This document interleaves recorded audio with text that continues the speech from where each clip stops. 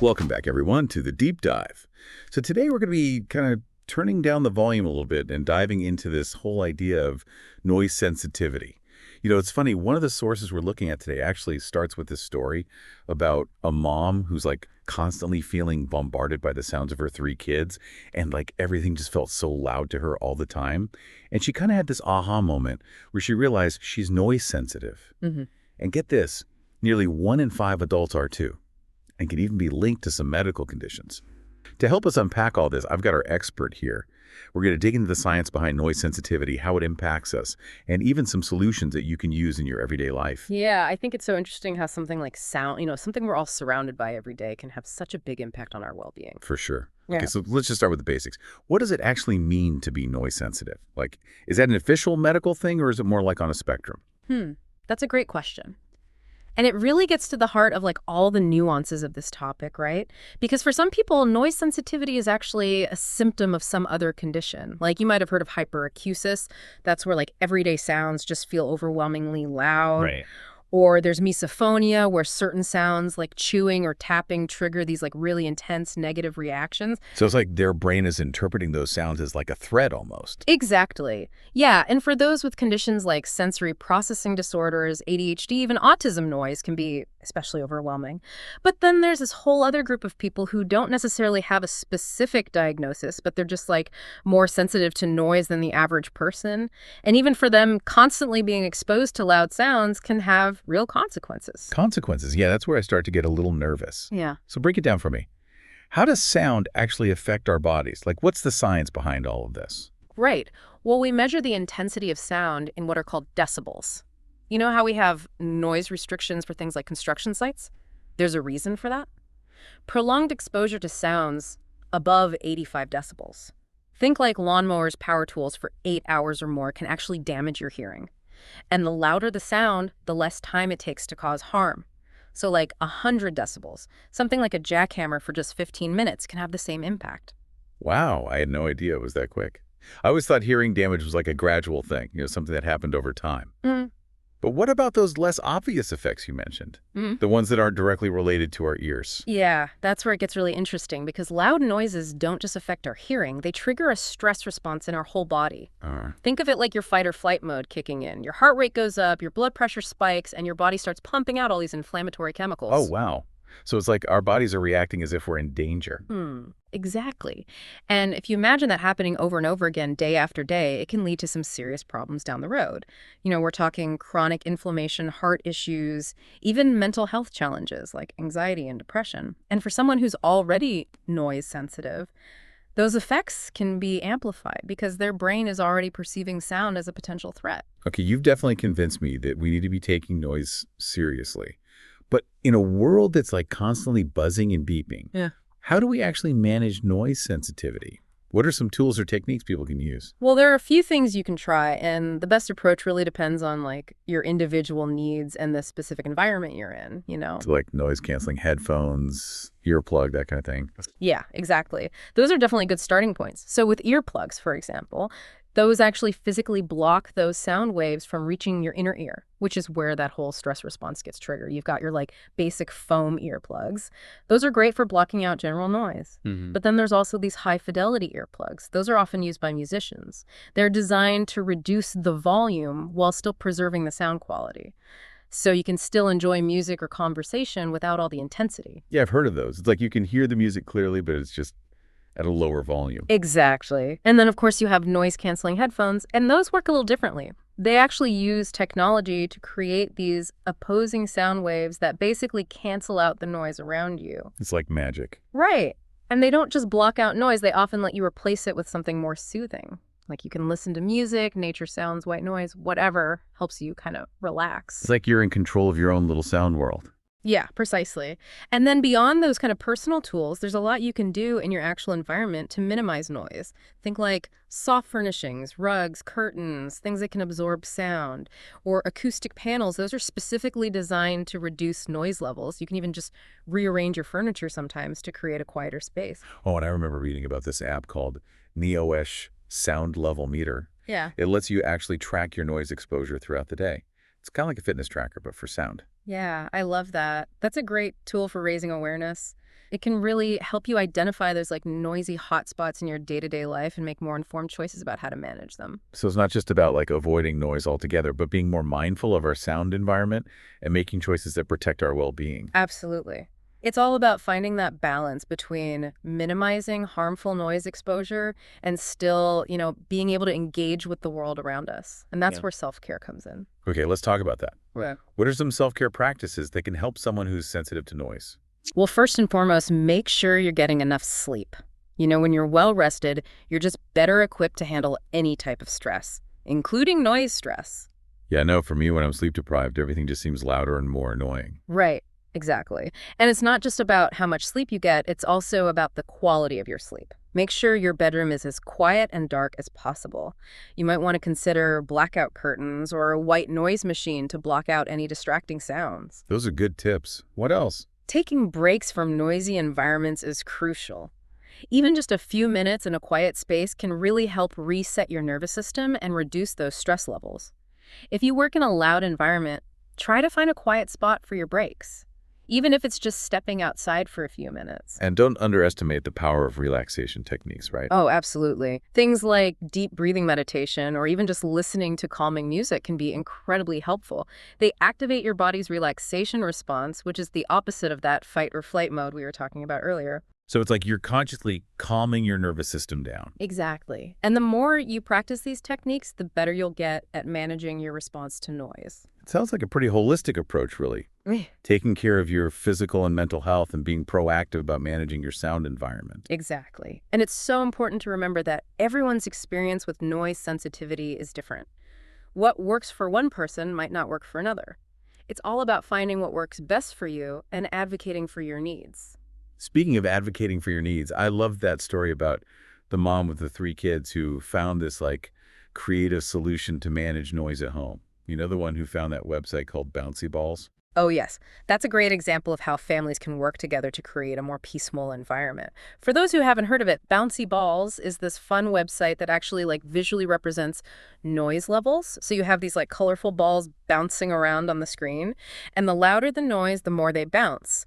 And if the noise gets too loud, the website triggers this gentle alert, reminding everyone to kind of quiet down a bit. I love how it takes something that's like abstract, sound, and makes it visual and engaging, especially for kids. It's brilliant, and it takes the pressure off the parent from constantly having to be the noise police. Totally. And it emphasizes the importance of communication. Talking to your family about noise sensitivity, explaining how it affects you, and working together to find solutions. It's about finding solutions that work for everyone, not just silencing the person who's sensitive to noise. Exactly. So we've covered what noise sensitivity is, how it affects us, and some ways to manage it. I guess what I'm taking away from this is that noise isn't just an annoyance. It can actually have a real impact on our well-being, both physically and mentally. I couldn't agree more. It's something we often overlook in our busy, noisy world. But taking the time to create a calmer, quieter space for ourselves can be incredibly beneficial. It's a form of self-care, really. Reading through all this material, I've been thinking a lot about my own relationship with noise, Mm? and I've definitely noticed that I'm more sensitive to it than I used to be. Right. Like I'm trying to be more intentional Yeah. about creating quiet moments in my day. Oh, that's fantastic to hear. And it doesn't have to be anything drastic. Even just 5 minutes of silence focusing on your breath can make a world of difference. Yeah, I've started doing that. Sometimes I just step outside for a few minutes and listen to the birds. I love that. It's Yeah. all about finding these little pockets of peace in your day. It's almost like a mini vacation for your ears. Exactly. And it's not just individuals who are starting to recognize the importance of quiet. We're actually seeing a growing trend of businesses and public spaces incorporating noise reduction strategies into their designs. Oh, absolutely. I've noticed that too. Like some restaurants and cafes are using more sound-absorbing materials. And some libraries have designated quiet zones. It's like society is becoming more aware that not everyone experiences the world in the same way, and that making spaces more inclusive for people with sensory sensitivities benefits everyone. I couldn't agree more. Huh. It's about creating a more compassionate and understanding environment. And it's not just about public spaces, it extends to our workplaces as well. For sure. Open plan offices were all the rage for a while, but I think we're starting to see a shift back towards incorporating more private spaces and sound dampening elements. Right. It's about finding that balance between collaboration and the need for individual focus and quiet. Yeah. Well, and some of us just concentrate better when we're not bombarded by the sound of phones ringing and people chatting. Precisely. And for people with noise sensitivity, it can be the difference between a productive workday and a completely overwhelming one. This whole conversation has me thinking about the bigger picture. What are some of the broader implications of living in a world that's just getting noisier and noisier? Hmm, that's a big question. Yeah. And it's one that researchers are still trying to fully understand. But we do know that chronic exposure to noise has been linked to a whole range of health problems. We're talking cardiovascular disease, cognitive decline, sleep disturbances, even increased risk of certain types of cancer. Yeah, it's not just about our immediate comfort and well-being, it's about our long-term health. And it's not just humans who are affected either. There's growing concern about the impact of noise pollution on wildlife as well. Think about birds trying to communicate in a noisy city, or marine animals that navigate by sound being disrupted by shipping traffic. It's a good reminder that we're all connected and that the choices we make about noise affect not just us, but the entire ecosystem. It all circles back to that question you asked earlier. How can we create calmer, more peaceful environments? It's a challenge, but it's a challenge worth tackling. For sure, I think raising awareness is a big part of it. The more we understand about the impact of noise, the more likely we are to make conscious choices about how we create and consume sound. Absolutely. It starts with each of us. Being mindful of the noise we generate, respecting quiet spaces, and advocating for policies that prioritize noise reduction. And being kind to ourselves and each other, recognizing that not everyone has the same tolerance for noise, and that's okay. Yeah, it's about empathy and understanding, creating a world where everyone feels comfortable and supported regardless of their sensory sensitivities. We've talked a lot about the negative impacts of noise, but I'm curious, are there any potential benefits to experiencing quiet? Is there something our brains and bodies gain from those moments of stillness? That's a fantastic question, and it's something that researchers have been exploring in the field of restorative environments. And the evidence suggests that yes, quiet can be incredibly beneficial for both your mental and physical health. Okay, I'm all ears. Tell me more. Well, for starters, quiet allows your brain to rest and recover from all the stimulation of modern life.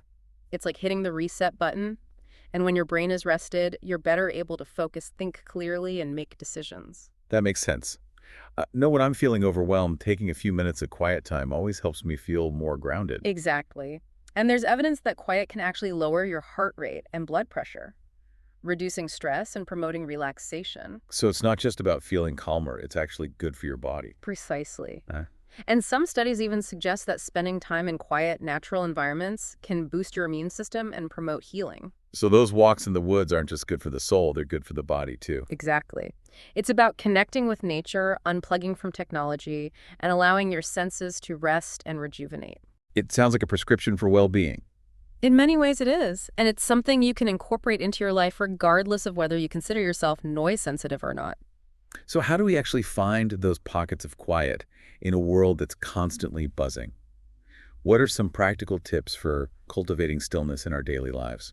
Well, it starts with being intentional about making time for quiet, just like you would schedule any other important appointment. It could be as simple as 5 minutes of meditation in the morning, a walk in nature during your lunch break, or even just turning off the TV and enjoying a quiet cup of tea before bed. Those are great suggestions. And I think it's also about being mindful of the sounds we choose to surround ourselves with. Maybe opting for calming music instead of something jarring, or choosing to have a conversation with a friend instead of scrolling through social media. Absolutely. It's about making conscious choices about how you consume sound. And sometimes it's about having the courage to say no to things that feel too loud or overwhelming. Yeah, setting boundaries around our sound environment, just like we would with any other aspects of our lives. Precisely. And remember, it's a journey. It's not about achieving perfect silence all the time, but about finding a balance that works for you. And being kind to ourselves along the way. Absolutely. Celebrate the small victories, like noticing when you're feeling more grounded and centered, or when you're able to handle a noisy situation with more grace and ease. It's about recognizing that your relationship with sound is constantly evolving and that you have the power to shape it in a way that supports your well-being. Exactly. And it's a journey worth taking, not just for ourselves, but for the well-being of our communities and the planet as a whole. Well, I think this conversation has really shifted my perspective on noise. I used to think of it as just an annoyance, but now I see it as something much more profound. It's a force that shapes our experiences, influences our health and connects us to the world around us. I'm so glad to hear that. And it's something that's often overlooked. We talk about the importance of clean air and clean water, but sound is just as vital to our well-being. Absolutely. And it's something we have more control over than we might realize. We can choose to create more harmonious soundscapes in our lives. And in doing so, we can create a more peaceful and vibrant world for ourselves and generations to come. Beautifully said. And it's a message I hope resonates with our listeners. Well, on that note, I think it's time to wrap up our deep dive into noise sensitivity. We've covered a lot of ground, from the science of sound to practical tips for creating more peace and quiet in your life. Remember, you have the power to shape your sonic world and create a more peaceful and vibrant experience for yourself and those around you. So keep listening, keep exploring, and keep creating those spaces of peace and tranquility. Until next time, may your days be filled with harmonious sounds and moments of blissful silence.